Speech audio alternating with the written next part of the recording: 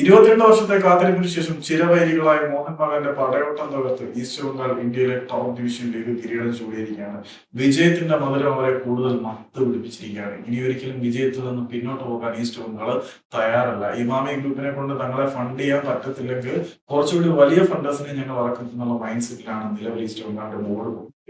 അവരുടെ പരിശീലകനായിട്ടുള്ള ഓസ്കാർ ഗുസോളിന് കുറച്ചുകൂടി വലിയ വെല്ലുവിളികൾ മുന്നോട്ട് കൊടുത്ത് ടീമിനെ നിലനിർത്താനാണ് അവർ ആഗ്രഹിക്കുന്നത്.